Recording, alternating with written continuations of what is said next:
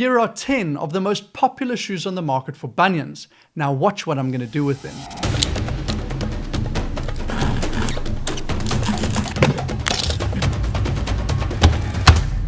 Before you freak out too much, there is a method to my madness. You see, shoes that are too narrow in the front push the toes out of alignment and into the bunion shape, known as hallux valgus. So, to be sure that this wasn't happening with the shoes in this review, we had no choice but to cut some of them open. Therefore, for a shoe to make it into this review, it had to have a wide toe box feature.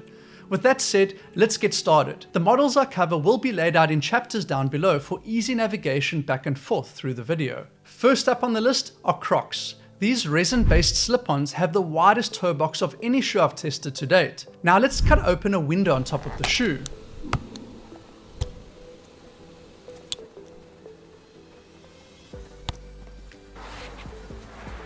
Can you see how much room my toes have to spread and splay?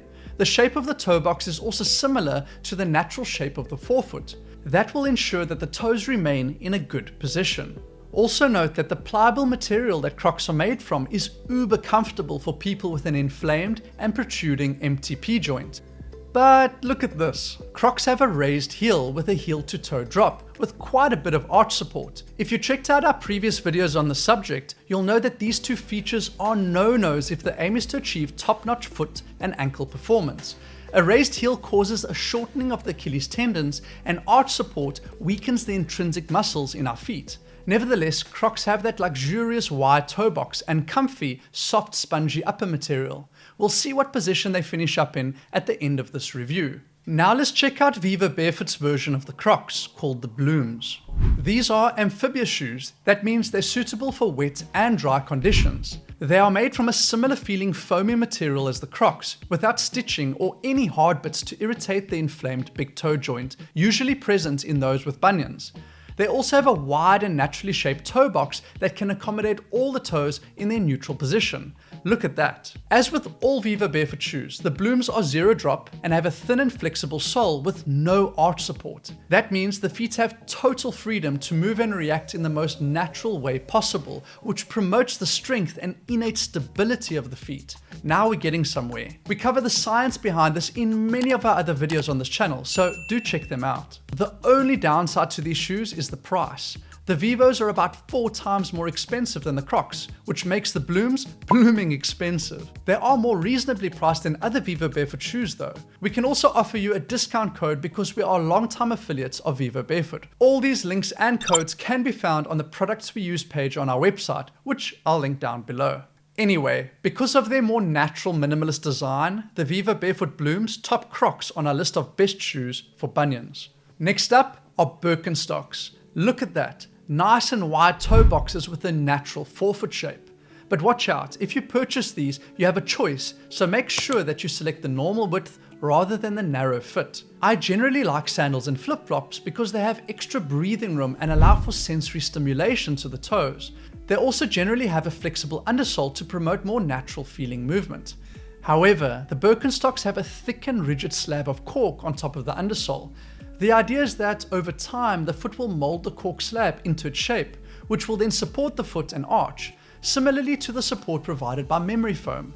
While this might sound good on paper, the reality is that humans were not made to walk on beds of memory foam.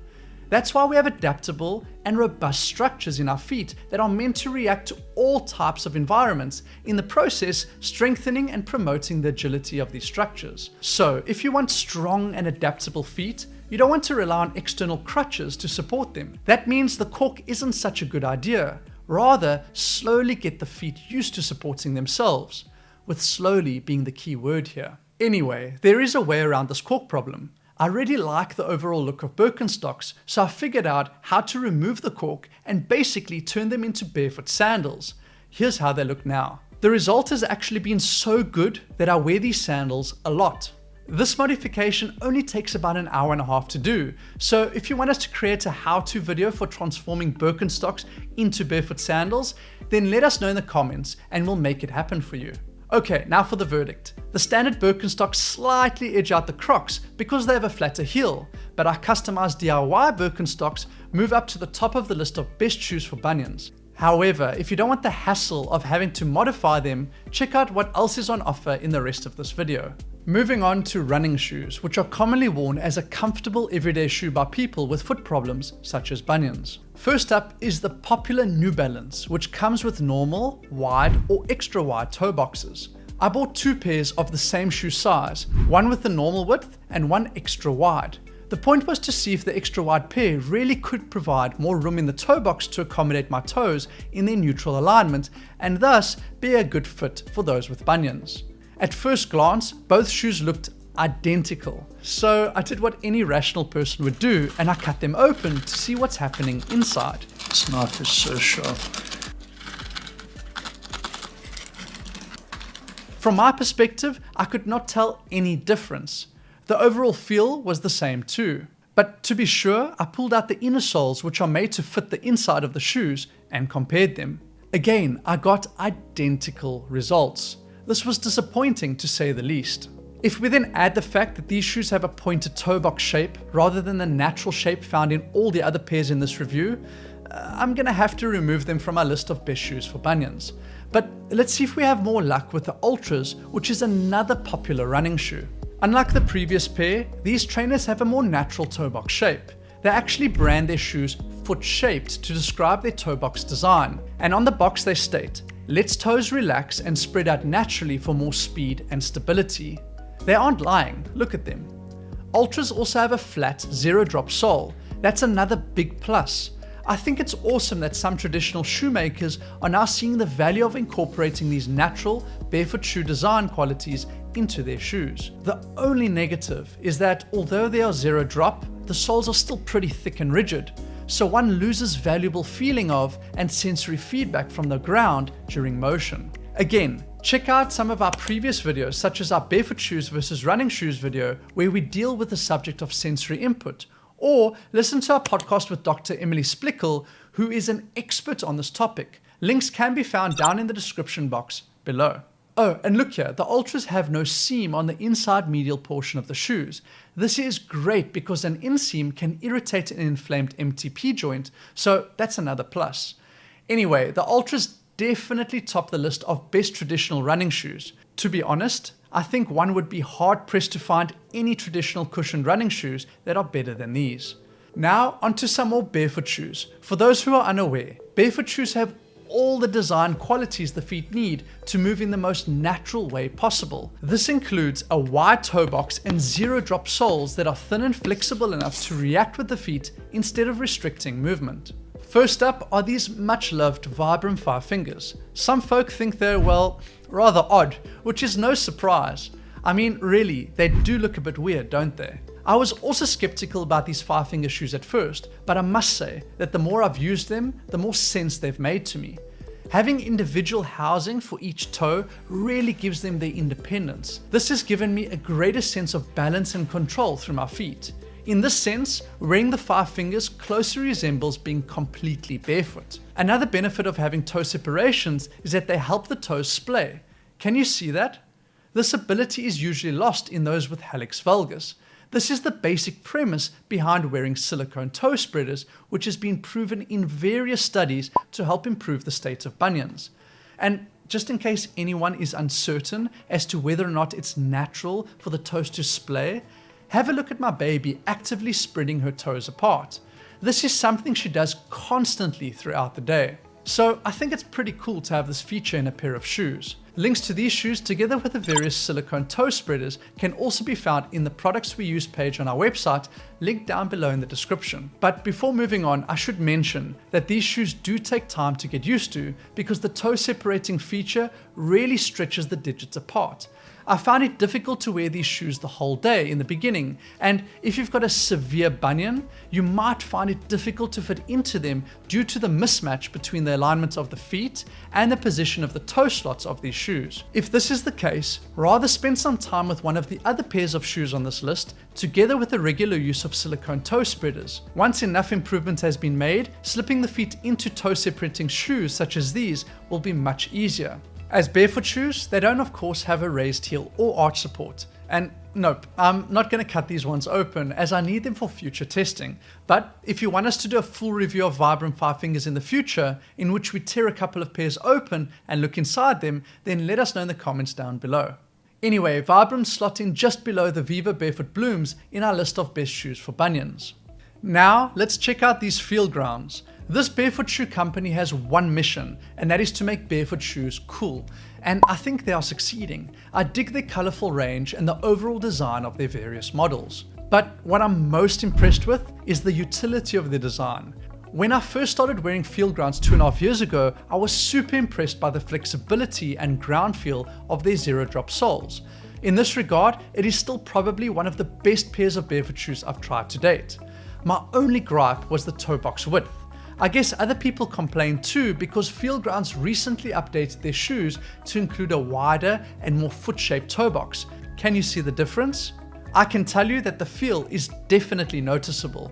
Still, of all the Feelgrounds models, the drop tops are the best for the bunion clan because they have no inner seam to irritate an inflamed bunion. The materials used in both the mesh and knit versions of this model are also really soft, making them ultra comfortable. My mother-in-law, for example, has a pretty advanced bunion on her right foot, and this is her favorite model. For these reasons, the Feelgrounds edge out their competition and make it to the top spot on our leaderboard. But hang on, we haven't yet checked out Splay Athletics, which is a similar brand. As the name suggests, Splay is all about toe spread, which is why they have probably the widest and most naturally shaped toe box of any barefoot shoes I've tested to date. I mean, just look at their width and shape compared to 3 other pairs of barefoot shoes of the same size. Isn't it obvious? This extra room in the forefoot really gives the toes of all wearers, no matter the foot shape or width, all the freedom they need. I've even worn silicone toe spacers with these shoes and have felt no restriction in them at all. Additionally, Splays have a flat and flexible sole that allows for the transmission of pretty good amounts of sensory input from the ground. But the thing I appreciate the most about these shoes is how much value for money you get compared to all the other barefoot shoes on the market. On top of that, the company also gave us a further 10% discount code for our viewers, which will be included together with all the other links down below in the description. The only negative feature of these shoes relating to bunions is the inside medial stitching and hard canvas material of the upper. This might irritate an inflamed bunion. That being said, the sheer width of the toe box of these shoes does mitigate this issue somewhat. For that reason alone, the Splays make it only to second place on our leaderboard. However, if painful bunions weren't a factor, they would take the top spot due to the affordability, design, and overall aesthetics of these shoes, not to mention the spacious toe box. What's next? The Saguaros. They are the cheapest shoes on this list. These budget-friendly minimalist shoes have many great reviews on Amazon, and for good reason. They have a wide toe box with a natural forefoot design combined with flat and flexible soles. With respect to bunions, they also have an elastic type of upper material without any kind of stitching that might irritate an inflamed bunion. The only negative is that they look a bit like water shoes and don't feel as premium as the other pairs on this list. Nevertheless, at well under $50, there isn't much to complain about. Overall, I feel that Saguaros really lower the barrier to entry for people who are thinking about getting into barefoot style shoes. However, despite these massive positives, there are still better barefoot shoes for bunions on our list, which is why we put Saguaros just below the Vivobarefoot Blooms in 5th spot. The final product is exciting as it's a hybrid between socks and shoes. I call them shocks. They are produced by a company called Skinners. They are basically a pair of socks with a type of vulcanized rubber sole. Skinners have recently produced generation 2 of this pretty innovative product. I've had my generation 1s for a couple of years now, but I stopped wearing them at some point because of how narrow and pointy they were in the front in comparison to the other barefoot style shoes. However, the 2s have an improved forefoot shape that is much wider than the previous generation. So now I'm back to wearing Skinners on a pretty regular basis. They give me the most amount of ground feel of any shoes on the market. That's a huge plus. The thin inner can also be removed for even more ground feel. Just one word of caution though, if one is not accustomed to a lot of movement in and stimulation through the feet, there is a risk of developing overuse injuries in the feet, such as plantar fasciitis. It is therefore wise to use these types of minimalist footwear for only a few hours a day and to avoid training in them at first. Over time, as the feet gets used to them, more time and training volume can then be done in them. Do you know what would also be helpful? To include foot strengthening exercises into your weekly routine to help strengthen the internal foot structures further. Check out our Strong Feet, Strong Foundation program, which is linked down below in the description for more details on how to build athleticism from the ground up.